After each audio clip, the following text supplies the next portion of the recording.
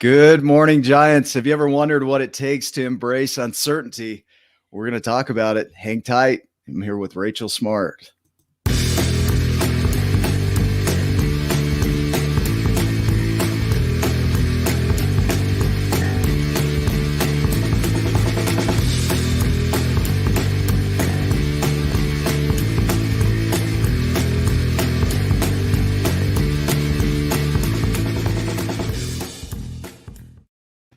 Good morning, Giants. So here we are. We have no idea the direction this is going to go. So it is absolutely uncertain how this whole conversation is going to go, but I love it. Rachel, I'm glad to be here with you. Oh, I'm glad. It's like free falling. Woo! What's going to happen today? Good luck. Hopefully you can hang, right? Yeah, I wanted to talk because you just had a huge event that just occurred. And for those wondering where Ryan is, we're giving him a break today. He's still with us. He's just not on the show today.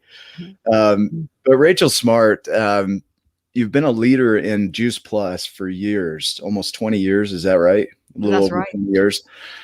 And have become a leader in the company. Do you want to tell us what just happened just recently? Wow, it was a little over 7 days ago. I was asked to be the keynote speaker for the Juice Plus Live conference globally, international. And How big of a deal is that? How many people are we potentially talking to? I think they had 8,000 to 9,000 register, and then you have that it keeps flooding out to others as they keep sharing it. So it was a big deal because it was something that I've never done before, and it was touching a lot of people. And it was something way out of my comfort zone. I was not prepared for it. And I'm just grateful to be part of the company, but often we don't do those big things, a keynote of an entire company. And so it was definitely something that came out of the mess because I was right in the middle of planning for a wedding, for my daughter's upcoming wedding. I wrote that down because we were talking before. You were in the middle of mess. You're talking about everything was falling apart. So can you tell about it? Like, so you get this invitation, and Rachel Hollis, just to give a sense, Rachel Hollis was supposed to speak. And so talking about the caliber of you, that they came to you and they said, we want Rachel Smartt, which I think they had the wrong Rachel in the beginning. If I'm honest. Yeah. Well, I don't know. I have Rachel Hollis's book. She's a bestseller, author of 8 books, and she's one of the #1 podcasters out there. And I don't know a lot about her, but I know that everybody has good, good things they do. But my life about 3 days before, let's just give you a background, because a lot of times things happen when you don't know what's coming. And you prepare your whole life, and maybe we can talk about what kind of led me to where I felt comfortable saying yes. But just to give you a little idea of how many things were going on in my life, I was asked to do a on-demand training for the Juice Plus company for the conference. So I had mine done. It was about 20 minutes, and it was about mindset and being successful. They asked me to do that. And I thought, this is going to be the best conference I've ever had because I don't have to do anything. It's a recording. I did it 2 weeks prior. And I'm like, I am done with that. I am getting ready for my daughter's wedding. And I'm going to actually sit back and enjoy conference, like, eat the popcorn and watch the conference, And I had been getting ready for this wedding for my youngest daughter in about 30 days. And so I was doing things in between, like, this is just a side note. I went to go get some, eyelashes, which I don't wear eyelashes. And I thought, I'll try some out. So the lady had given me these eyelashes to try out for 3 weeks. And then she said, well, if you want to take them off, you just get the, baby oil or whatever. And you just kind of rub them with hot water. And so I'm rubbing them. This is 3 days prior to the phone call that I had. These are on, right? They're on, they're glued on. Okay. So I'm getting them off. Okay. In the mirror. Yeah. And I looked and my eyelashes were gone. like completely gone. My eyelash on this one side was like, definitely was a gap. There's a hole in my eye. There was no eyelashes. So no. Oh no. So anyway, these are just some comical. You should have showed up with one shoe off, like hair a mess, eyelashes missing. So I'm here, and then my downstairs I had done this recording. I had my boxes with candles and ribbons, and I'm putting batteries and lights. It was like Christmas morning, tripping over paper. I mean, it was a disaster because I'm trying to get organized. And, okay, what's in this box and what do I need? How many candles and how many lanterns? And it's all getting organized.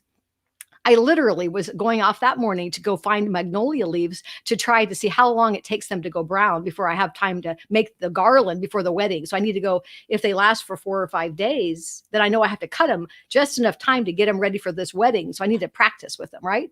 So I Yeah. literally was in my car with clippers. I was going in the woods, going to find some magnolia leaves, literally, and I got a phone call. And it was Janet Black from our corporate. She's over all the sales, the big, the Wow. big, big I person. I just got butterflies hearing that, like the nervousness, like, "Oh, it's Janet Black on the phone."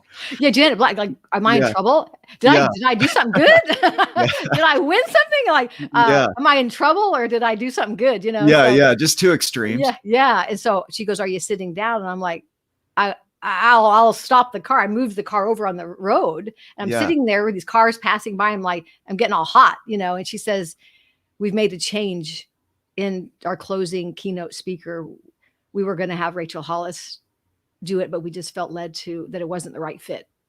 And we've been thinking as a company, praying for 24 hours. We had to make a decision, and we realized we have our own Rachel." Oh, man. Huh. I'm like, "What are you saying?" She goes, "We'd like to ask you to be the keynote speaker." And I go, "Next week?" Yeah. I'm like, "Well, yeah, you know, I'll say, yeah, of course, you know, you Yeah, say, yeah, yeah." It's like, you know, then you get off the phone. I'm like, "Oh, gosh, what did I say yes to?" And I'm like, started to drive. And yeah, I was driving very slowly driving my car because I'm going to the wedding venue to practice measuring how long I need to make the garland, you know? And yeah. I'm like, oh my gosh, this is like, I am like 1 week away and I have everything is a disaster. My eyelashes are missing. My hair needs coloring. Yeah. I'm like, looked at my nails. I have dirt under them. You know?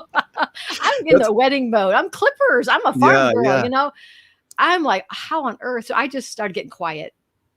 I'm driving and I got to measure, but I'm thinking about what am I going to do? And I go, I have a template. I got the 4 principles down. right. You know, I know they asked me to speak on mindset. I'm really good at mindset and verbiage. And, you know, I have learned a lot. So and being successful. And so I felt like I have the 4 principles, but I knew now my purpose was different. It was going to be a closing out a conference. I need a beginning and Yeah, I need the end. And I need to raise the energy up. It's not like doing a Zoom meeting and then yeah, in a class. So that day I got home and I go, I can't think of anything. My house is a disaster. I said yes. Gonna figure it out. My house, I stayed up till 1 in the morning, which I don't stay up late. I like to get up early, but I don't stay up late. yeah, And I just stayed up and got all the boxes organized in my house. I have got to get everything organized because this wedding thing was on my mind. And so I stayed up to 1 in the morning, and then I woke up and I had other things that were already planned for Saturday. So I couldn't get with the talk and I can't think when my head was spinning. yeah, So yep, I worked all day on different projects and different things with house stuff. It wasn't work related, but it was Saturday.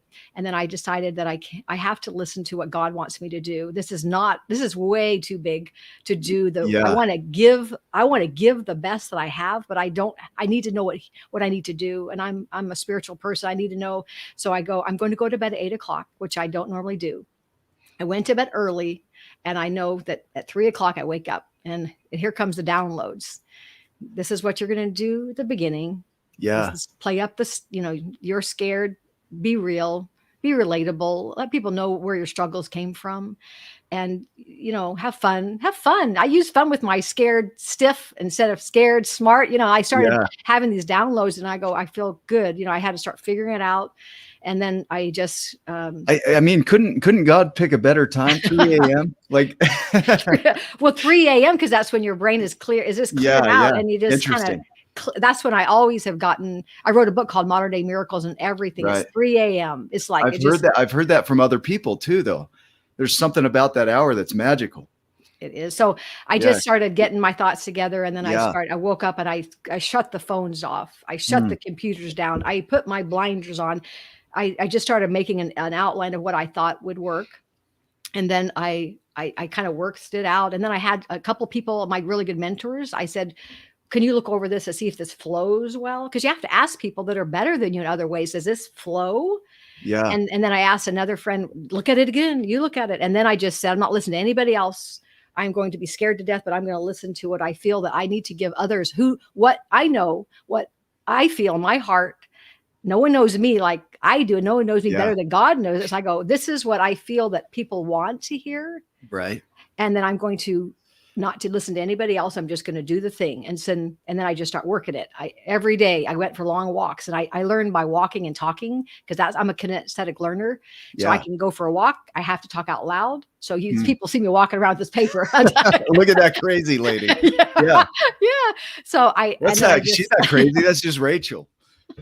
She's got possums under her deck. Yeah. Yeah. Yeah. I'll tell you Yeah. that story too.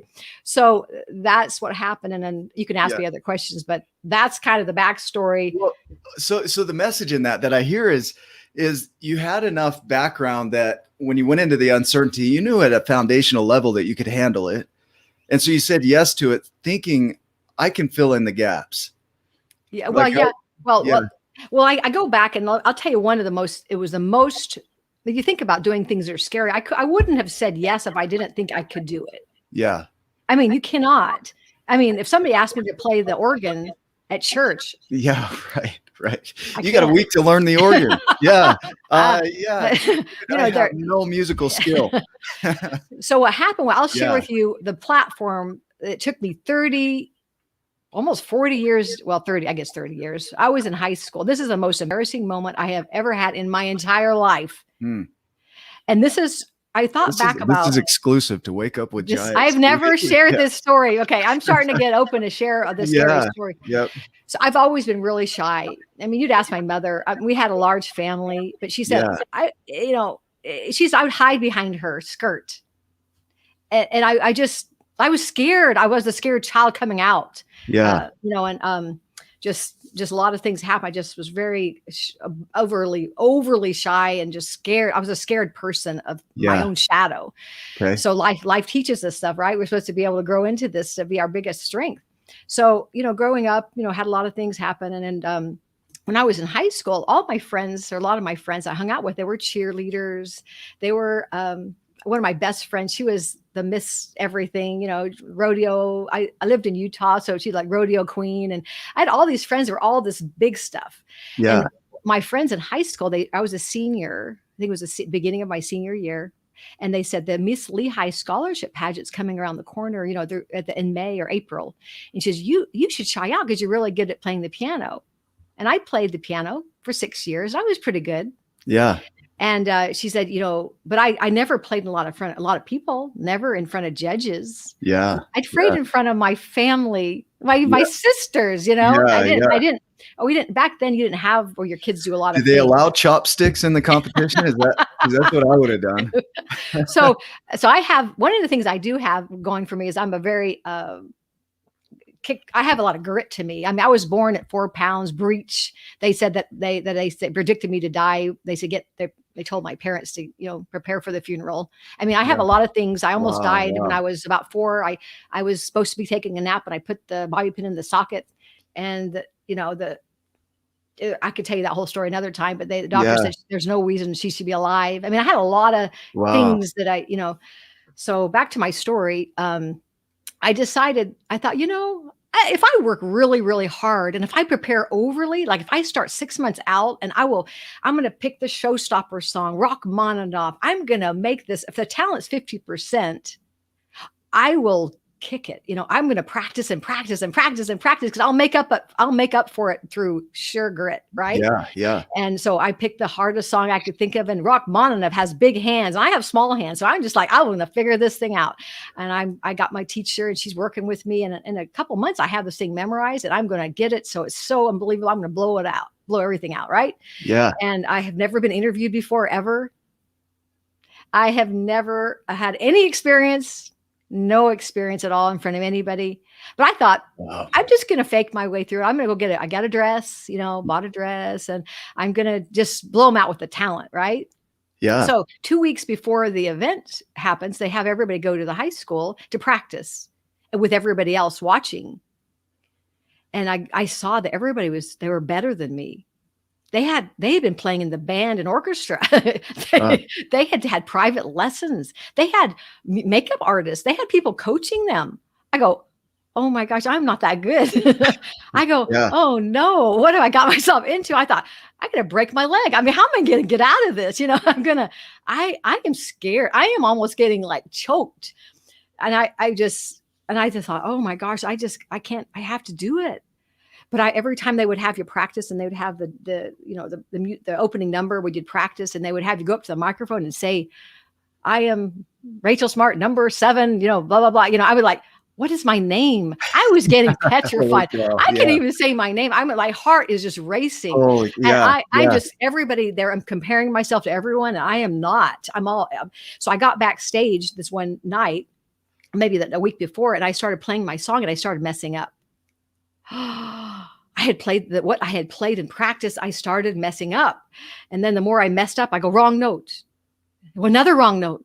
Oh, I like, oh, I'm crumbling. It's like I started thinking negative things. yeah, And then the more I thought about messing up, the more I messed up. And I thought, I can't get sick. I have to break my finger. I mean, what can I do? Like I yeah, am yeah, literally thinking, how do I get out of this thing? This is not good. And then I pulled it together and said, God has always been there for me. I will work so hard, and I'll just let it go. Let him do the thing. Right. yeah, So the night that I did the talent show was, I think, the first night. And I remember I looked good. I had the white dress on, long black skirt. I had my hair up. I looked good. yeah, I remember yeah, standing behind this long burgundy curtain, those curtains they had in high school, it's velvety. yeah, They announced my name, and I looked out there. It was sold out event. My entire student body, my parents on the front row, judges ready, lights and camera. Oh, please, God. I'm like, oh, yeah, yeah. oh my, here we I'm go. feeling the intensity of it Oh, right now, like, yeah, oh my I gosh. Oh, imagine. please. Okay, here we go. I can do it. I can do it. I can do it. Okay, because I do have some grit to me, So Yep, I walk out. There's not a pin drop. You could just hear my shoes walking on that little flooring, the grand piano. Okay, here we go. I practiced this Rachmaninoff piece. I scoot the bench out. Everybody's watching me. It's not as silent. You couldn't hear anything except me. yeah, My heart was racing, and I go, get it together, please. Sat down, scooted the bench in place. And these chords were, I forgot the name, I forgot the song I was playing, but it was real big chords, like boom, boom, boom, boom. It was like real big. yeah. And I went, boom, wrong notes. Woo! My head, Oh, man. my heart. I was like, I am going to pass out. Everybody's eyes are on me. And I don't know what I played. I played so fast this song. My fingers had memory. I was spinning. I just was getting me through this, get me out of here. my poor family was like, Oh, oh, crumbling. My friends are watching me. We're like, I was just like, I got through somehow. I stood up and did a crooked smile to those judges. I walked off that stage, and I could not wait for that night to be over. I just don't know how I got through the rest of the night. And I hate to say this, but I not only curse Rachmaninoff, but I curse God. I said, I yeah, will never play again. I do not have a talent if I can't play in front of anybody. I am mortified. I'm humiliated. This is my peers. And I did not touch the piano for 3 years. really,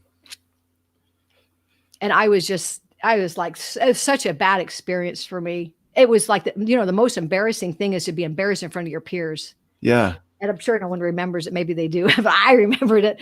So when I met my husband, I was still crying about it. It was just ridiculous. Like 3 years later, it's like, oh, this is a joke. And Dave was funny. He just said, if I was, because he's a big baseball player, he played full ride scholarship. He goes, if I was, as good as he was, and if I was to be able to play in this big, huge national champion and whatever, and I messed up on a pitch, he goes, I wouldn't ever say I wouldn't pick up a ball. And we laughed about it. It was funny, but it was still, I was still crying about it. yeah, yeah, So we had moved from Utah to Colorado, and we had moved into this new congregation, and somebody found out that I played the piano. And I had never assessed that experience. It was just a shut the door experience, like bad. Never yeah, talk about it again. I yeah. never assessed it. I never asked questions Interesting. about it. I never learned from it. It was just Yep. like, I am never touching the piano again. ever. You know, it was just shut the door. So there's somebody found out that I played, and then they said this is going to be a special what they called a talent night. No, not a talent show, but it was a musical appreciation. Yeah. And Dave said, you should do it. I'm like, is it time to heal from this experience? And I thought, well, so then I had to get really good. Transformation occurs when you start writing things down and go, what happened? What did I learn? You got to learn uncertainties. Nothing's certain, but we can say what we can fast forward and we can get the bloopers out of the way, you know, and say what happened so that the next time around I may be better prepared because I'm young. I was young, you know, that hurt. So I go, what did I learn? I learned that I did have skill. I wasn't prepared. I didn't have experience. I never played in front of anybody. Yeah. I wasn't prepared for pressure. I didn't know how to handle pressure. The lights, when they came on, it was like trip you up versus let you shine. Mm. And then I thought my attention was on me. Like, what are people going to think? I'm going to mess up versus she's doing a do good. My mind started taking me out. The power of my mind. I started thinking, I was saying, I messed up. Oh, mess up again.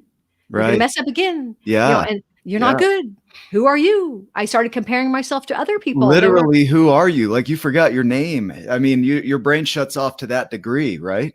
It was shut down. And so I go, I didn't have experience. Yep. I didn't have skill. I didn't have coaches. Yeah. I tried something too hard. I tried Rachmaninoff. I jumped too big into the big light. I should have done in a way out of integrity with where you were with your skill, right? It was so beyond what you were capable of. Not that you couldn't ever get there, it just was so far beyond it. Yeah, it was just I should have taken smaller jumps. You know, it was too big of a jump. Yeah. And I should have. So I said I was thinking about myself. So I go, I need to think about what I'm doing to give beautiful music. I shouldn't have judges the first time playing a piano. I shouldn't have judges with lights and my peers watching me. That was way too much pressure. And so what I decided was for this other chance to do it over again, I decided to do it. And I said, I'm going to pick a lot simpler song. First of all, I'm going to pick a nocturne. Okay, it's a song of a night. It's slow. Yeah. And then I'm going to tell everybody. That seems fitting for a church setting. Yeah. Well, Louis, but no, but they were doing a talent. You could do other things too. It wasn't like all hymnal, but it was like it was just showing your stuff. But you could have done a big rock monitor. It's just appreciation. Let's talk about appreciating your music. It could be, I don't know. But anyway, so I go pick a simpler song. Yeah. And then I said, I'm going to do something because what scared me before was I was thinking about myself. And everyone was looking at me. I go, I need to turn this around. And so I said, well, I'm going to stand up and say, and tell everybody, I'm going to be playing the song on the nocturne. And the song is about the nights, the owls, things that happen at night. I want you to watch for the crickets and the bird, the crickets and the owls and what do you hear? Yeah. And so I had them pay attention to look for the sound. So I took it away from me. Yeah. Wow. Yeah. So I learned that. So I was assessing, like, I could get it off me. So I could do that by telling people I'm going to do this thing and you watch for that. And then I expected the mistakes.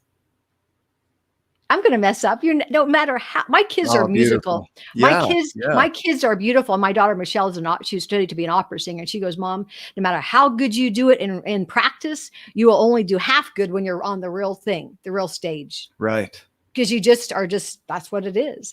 So I did it. And my husband was praying in the hallway the whole time.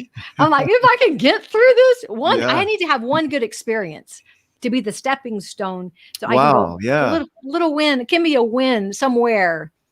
And then, so I did it. I did it. I did it. And then I said, when I'm a mother, I will make sure my kids are prepared. My kids are in the hot seat. They did recitations. I can't change what happened. That's uncertain, right? But I can change what I do forward. My kids were in recitations. They tried out for cheerleading. They did, I got them in my oldest daughter, Stephanie. I saw a gift in her to be a singer. And I think she was like 9. And I took her to her first music teacher or voice lesson. And she didn't know I was taking her there. Yeah. And she started crying, you're a singer. Don't you throw their talent on the ground. And I go, you do it for 1 year. And then if you don't like it, you can quit. And then of course, now she's a singer, like, Yeah, thank you, yeah. you know? And so, I mean, I could go through all my kids having things like that, but it's like, I learned I was never going to get embarrassed like that ever again. And I learned what I needed to do. So when I was asked to speak with the Juice Plus company, I had learned enough Yeah, to say wow. enough to go, turn that mirror around. I thought I play up the scared because I was scared. Don't be not afraid. Who is not scared to do anything? If you do anything that's important to you, that's important to value to give somebody, or to that your mission or your vision for life, you are going to be scared. Oh, this is powerful right here. I want to anchor this right here in, because we ask way too little of ourselves and of our lives and others because we're scared. Like, We're scared. why would I ever ask somebody else what would they think, right? And if you never had that experience, none of this would have happened. You wouldn't have had that learning. Without that failure, that quote unquote failure, you wouldn't have had that learning 3 years later after you shut it off and you said, there's no way I'm going back. And then you're back in it, and then you learn from it. I mean, Yeah, how did that serve you for what happened this past week? It's like, it was a big thing. because I learned that was the most horrific, embarrassing moment in my life. And I'm writing another book, but that song is called Fortissimo. And like, it's going to Yeah. be what notes are you playing and what notes do you come down on? You know, I love turning things into lessons, Yeah. you know, so Yep. turn the worst into the best. So when they asked me, I'm like, here we go. Let's just do this thing. And I'm going to surrender. I'm going to work Yep. hard.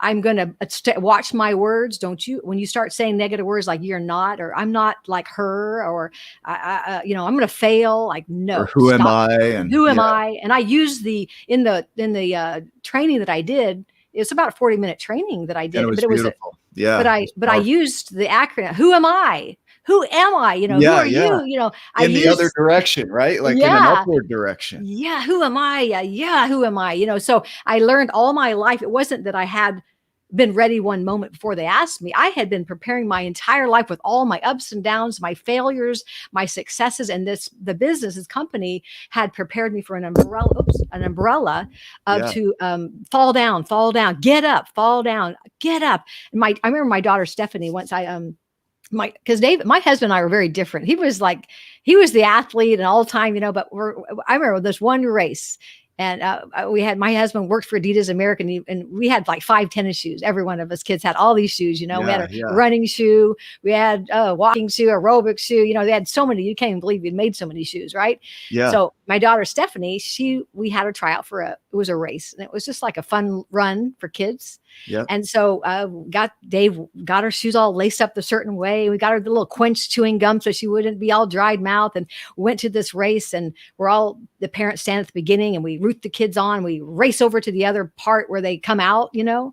And so she was running this race, and she started out a little too fast, you know, but she did it. She's running, doing Yeah. good. And right before she almost got to the curve before you finish, she fell. She fell. And I'm a kind of get up person, you know, like we're going to get up because I learned stuff in the past, right? Yeah. Yeah. And so here we go. But Stephanie fell, and her knee is literally bleeding. The crowd is like, oh, Dave says, Yeah. oh, and I said, get up, finish the race, get up. And everyone's like, you idiot lady, you know, it's like, Yeah. get up. And she's like, she just, you know, she got it together, and she just cooked it, and she cranked it, and she finished the race. Wow. She was like, wow. and she was mad at me, but a couple years later, she goes, that was the best thing that I ever did for her. Because she goes, you may limp, you may be bleeding, you get up, you know, and then you take time to think about it later, but don't you quit at the finish, right before the finish line. So Wow. I have learned, Wow. these are the things I had learned through all my struggles, which I've a ton of them like that. Yeah. Yeah. And, you know, all my kids, you know, like my daughter, Sarah, oh my gosh. I mean, her life's all, you talk about uncertainty. She's moving through her life.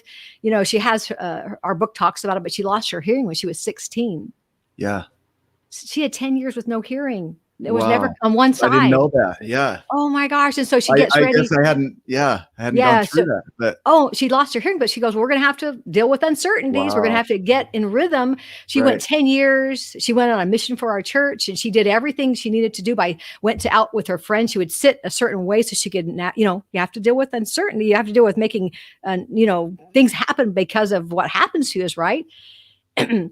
and I won't go through all the story. You have to read the book, but Yeah. she had something happened. It was a blowout, amazing, giant, the biggest tumor they ever saw in her brain, displacing the brain stem when she was 10 years out. And it could have just crashed her and she could dissolve, but she had known how to do this thing. And it's a blowout, a miracle. You have to read the book, but Yeah. she did not give up. She surrendered.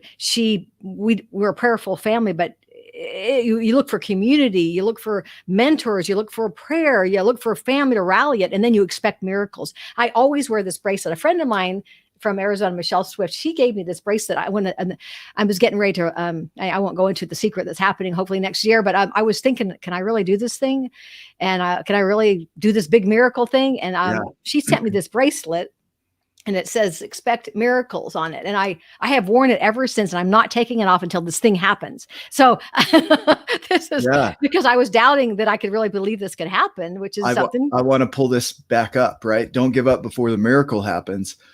Like when you expect a miracle, like what you're saying, you hang in long enough for that to come, because if it's not there, it's not complete yet. And you expect it, right? You're like, I am going to hang in this thing until it's here, until it's present. I mean, what a beautiful idea and thought, right? Like, don't you dare quit. No, I think, and the biggest thing, if you're looking for, life, whatever, success for me is just being a service.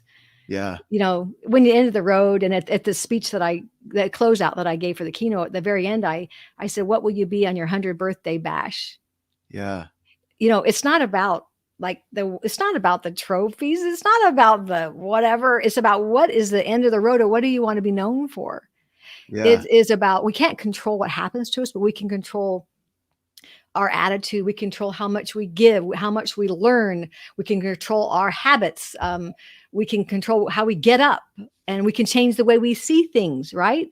Yeah. It's not all. Isn't it all a story? Like, think of the stories you'll tell when this is all wrapped up and done. The world wasn't here, but your world, the way you know it, wasn't here before you arrived.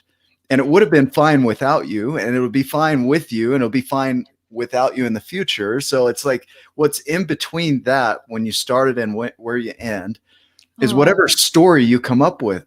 And how many of us tell this story of, that was so hard, that was the worst experience of my life, I don't ever want to do anything like that. And we miss this opportunity for learning. Right. Well, experience. Well, the thing I think is, when you get into the ditch, or you get into the place that's hard, or the backstage, or whatever it is, you have to ask questions after, because the modern day miracles, it was all based on questions. Like, what are you telling me? Yeah. What are you trying to tell me? Are you talking to me? I got all these impressions, and do this, don't do that. I mean, I'm listening, I'm asking questions, and how do I deal with this, and how I'm going to deal with this, and trying to, we can do role playing. We can say, like, even with, I don't know, this came out of my head, but I knew God told me Dave was going to die at 2 years in. Yeah. I saw it in a dream. I saw what I was going to be doing, and I kept it to myself for 6 more years. But I kept helping Dave live, helping him fight. I didn't know how long it would be, but I go, we are going to make it work. And I just was able to, step into being really good with the spirit, listening to the spirit, the intuition of what to do. Right. Yeah. And role playing me doing it right, helping me be ready. Like, I prepared. What do I do if I don't have my husband? Well, how do I know what to do with this, and this, and this? I had to imagine it, and then I put it in a shelf, and I don't know when I'm going to need it, but I imagined what I need to do. The worst scenario, imagine it. Yeah. Then imagine the best scenario. And then I always tell my kids and my family, life is like a maze. You don't always know what you're supposed to do, but you won't know what you're supposed to do always, but you can know how to navigate it based on decisions. You go, a maze, go through, I think I should go over here. Yes, yes, yes. Beautiful. No, yes, yes, yes. No, yes, no, yes, no. And you get there, but at the end you arrive. It doesn't matter how you got there, but you arrive at the end of that maze, right? You have your start point and that end point. Yeah, and you just keep moving, because you're going to get there, but it's all over the place. And my daughter, Michelle, had something happen where she had amazing skill, and she was a great singer, but she had a little bit of a social, like, scared kind of doing great on stage, but kind of scared in a middle of a kind of a smaller setting. Yeah. She ended up having some problems and when she got under the pressure on certain things that she did, she had depression for a little period of her life. And I go, don't you let that crush you. You're going to figure it out. You're going to make this your story. Because of what I've learned, I go, my kids like, okay, Yeah. there's no accidents. Here we go. Okay. We're going to learn what happened, what causes pressure, what causes stress, what took you out. Now what's going to get you back in. And we're going to learn skill. We're going to use help. You get some medicine if you need it, then you can get off the medicine and we can navigate this. And like her story is so amazing because she's so much stronger. And so what makes us stronger is the struggle. And then, like I could talk about my daughter, Megan. Oh my gosh. I mean, she has like had so much energy as a child and we're just trying to rein her in. We're like, if we can get her to channel the energy, Yeah. like she's a leader. It's like, it's just, but it's a struggle. It's the resiliency in the ditch. And I love horses, and the horses is my analogy of how to move with life. It's like, it's not, I have a Tennessee Walker. Here's my horse. I walk and walk, and all of a sudden a snake comes. Woo! The horse bucks you, and you have to hold on. Yeah. Then you get better, and sometimes you trot, sometimes you gallop, and sometimes you have to watch for the branches. You have to move around a little bit with the problems and the navigating uncertainty, but you got to stay on. And if you fall off, get on. Get back on, right? Yeah. I've been bucked off a horse. I got bucked so high in the air. I was a kid. It threw me in the air and I landed straight on my tailbone, just straight down on the ground. And it hurt so bad. I crawled under a tree and just started crying. And then I got back on the horse, and it wasn't like, oh, I hate horses. This is not for me. It was like, that's part of the experience is you're going to get bucked off. You're going to have times where it's smooth and times where it's not. Well, But yeah. Yeah. Well, yeah. But if a horse, let's just use that as an example. The horse knows if you're scared or not. Right. Life knows if you're scared or not. Oh yeah. So Yeah. You go through life and you go, oh, I can't do it. I'm not good enough. She's better than me. You start doing all the negative chatter. Life is a humble service. Like if that's what you want, okay, here you go. I'll give it to you. But we can shift that. I mean, that's beautiful. Keep going with that. Well, I just think if you think that life is terrible, it's going to be terrible. Yeah. If you think, and so when I did this keynote thing, I started having a little bit of negative chatter, like, who are you? Who are you? And I go, stop, turn the mirror around. Remember when I did the church thing with the nocturne? I go, no, I am ready for this one. This isn't going to shut me off. I had the horrific experience before, and I will use my realness, the shy, because I was shy and I am scared, but I know if I turn it around and go, I'm speaking to the one, not to the thousands and not to the random. I'm thinking to the person in the camera that I'm going to help. I'm going to think of the owl, like listen to the night song, listen to these 4 tips I'm going to give you, and your life will be changed. And so I started not thinking about what do I look like? Right. And I had to go forget the cello. I had to get my nails done. I'm like, I get my eyelashes, eyelashes fixed. I go, I had to call the day, give me somebody fix my eyelashes, please. My hair, I need my hair fixed. I got the dress the day before. Yeah. I'm like, here we go. It is what it is. Yeah, it is what it is, and so, and often things don't look always the same as it may be. And like when I never knew this, and this is just random. I'm just throwing things out. Yeah. Let's do it. When how when people say you always look heavier when you're on the camera. Yeah. Okay. I'm like, I'm looking at this stage that people are talking and practicing. I go, there she is. And there she is. Or there he was. And there, how come they look 15 pounds heavier? I go, but that's an analogy of life, because I look at myself and go, really? Because I don't look the same as I looked on that stage. I go, that's life. It doesn't always the way it looks. It's how you feel, how you share, and the way you see things, the way you choose to see. And what happened right before I was getting ready to get on, I was getting myself already. I had my friends fly in. I go, I need a friend. That's one other thing when you deal with uncertainties. You better get a mentor. You better get a friend. She worked me out. She came to cheer me on. She stood in front and make sure I was on, because I'm doing it in front of 50 people, corporate, but I wasn't doing it in front of the whole stage. Yeah. Which I kind of wish I was, but then I realized maybe I could touch more people, because it actually touched more than if I was on a stage. Right. And I was like all dressed. I only had one contact set left because I was a week out. I didn't have my contacts ready to be stocked up for the moment that arrived. And Yeah. I'm sitting there putting it, oh, please, oh, please. This is the most careful I've ever put a contact in. Don't tear. Put one in. One was good. The next one tore. Oh no. Tore. I'm Yeah. not wearing glasses on the stage because you can't, you know how you get glare. Yeah. I Yeah. go, we can't wear them. So what do? I went early. I went an hour. I had an hour. I went over to the stage. I go, I need to make sure that my teleprompter is very large. Yeah. It's like one letter at a time. Yeah, go read the words You're like, like, I can't keep up with that slow of a pace. That's too slow. It's like A, B. And I put in my teleprompters. Yeah. I talk fast. I'm a Yeah. fast girl. I put pause, and I had to Yeah. Wow. pause. I mean, I had to put my prompts in because my brain Watching goes. it, you would never know. Like it just flowed so smoothly that Well, you would never know that you were Yeah. following that prompter. It was beautiful. Well, I had bullets and I had the prompter, but I Right. imagined a person, and then I asked Yeah. God to let me shine for him. Hmm. I go, and I'm going to surrender. Like the day before, I went and looked at my some scrapbooks. I need to get my head right around what I was going to Yeah. do, because I've been sharing my story for 20 years. It's kind of like sometimes it gets a little flat, you know. Yeah. And then and on the plane, I read the Modern Day Miracles again. I go, I got to get in the story. I got to get in it. I got to get really deep with the just story. a reminder, right, of what really occurred or what you remember it as, and bringing that up. Yeah. So that when I got on, I go, I shared my story in a way that I probably have never done that intense, because I had to I'm going to give all that I have, and then I'm going to surrender like I've never surrendered. And it's not about me. Yeah. It's about service. And so anyway, that's my story. My most I scary.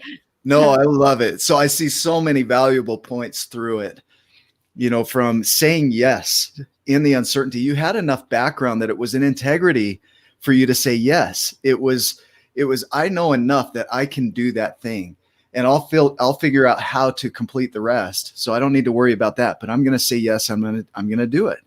Yeah. And even the bullet points, when you're doing the bullet points in there and you have the little reminders, you had all of the knowledge behind that already, so that when those bullet points came up, you knew what to fill in with.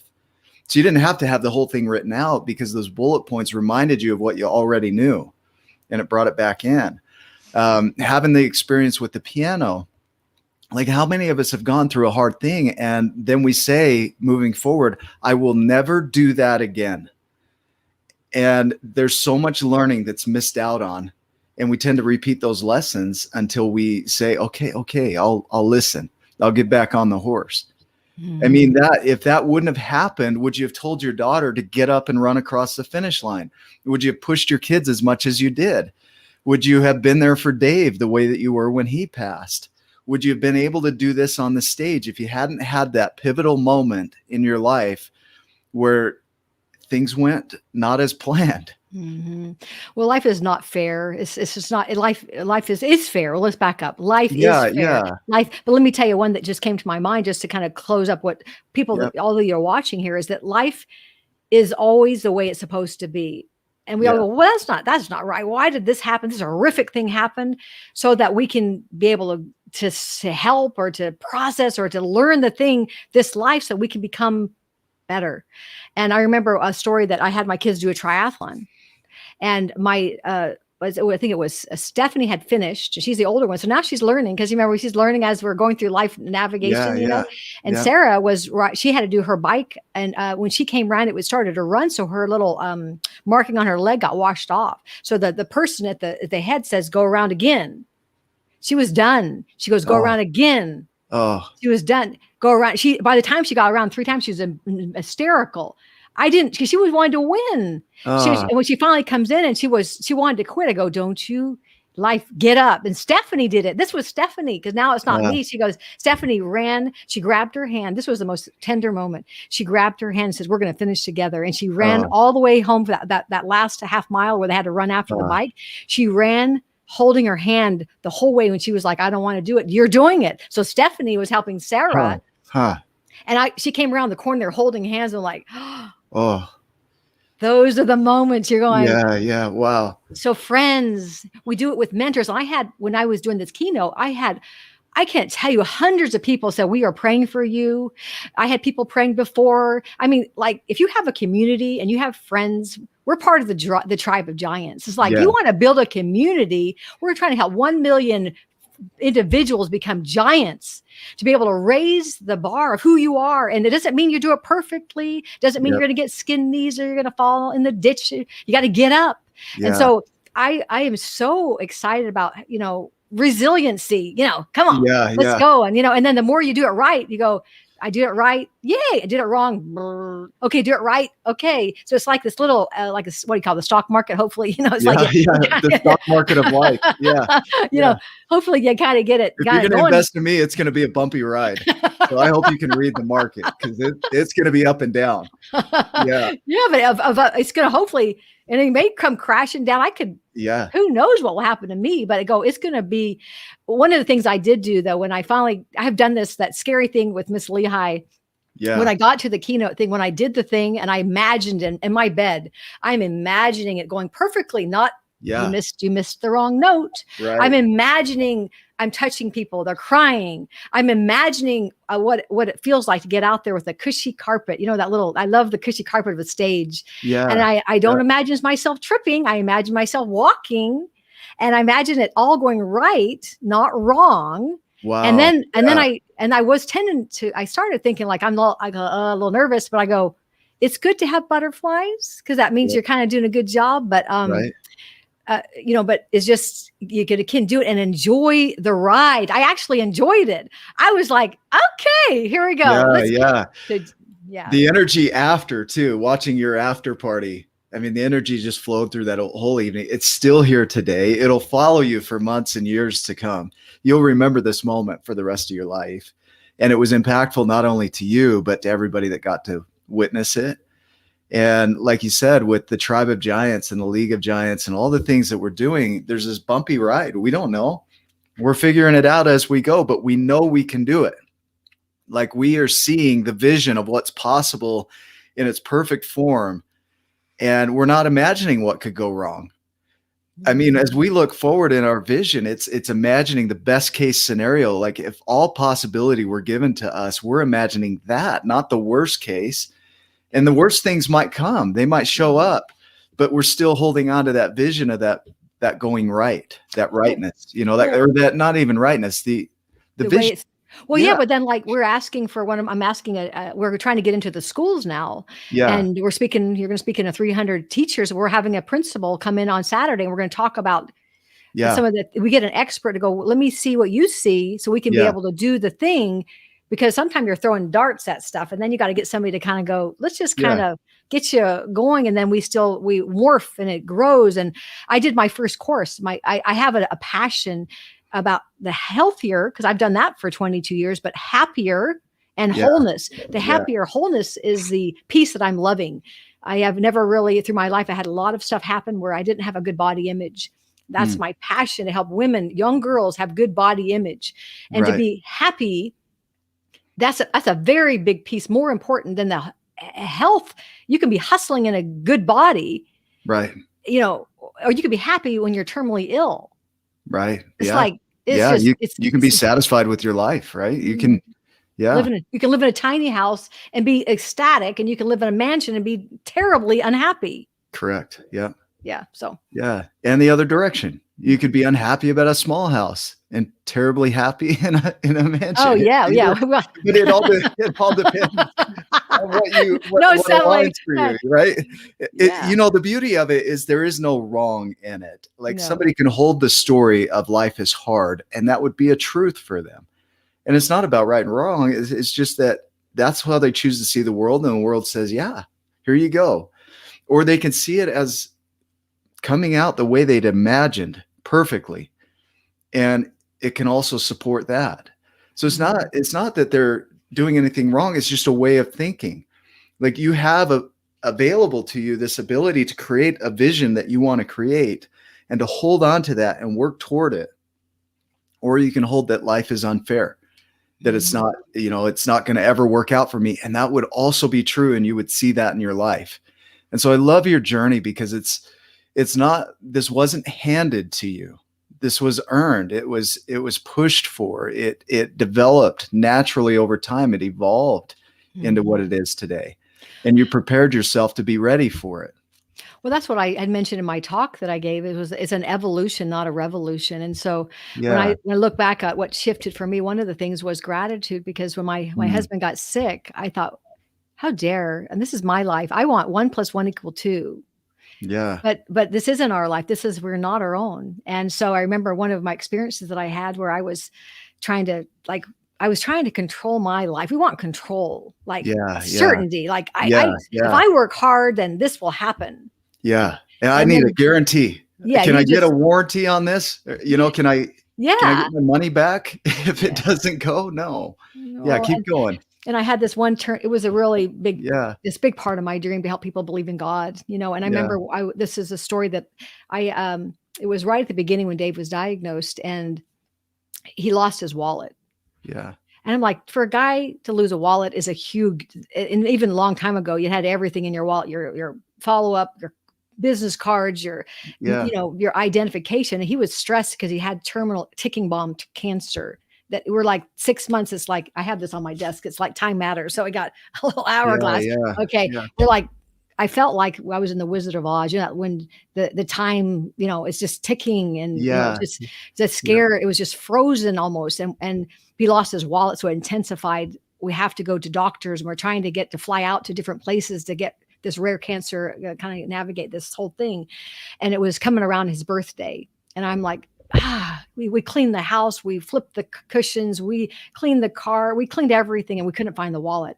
So I'm Mm. going off to the store to buy a wallet, and I'm gonna go to the bank and get some money. And it was on his birthday. And his birthday party is coming around that Yeah. night.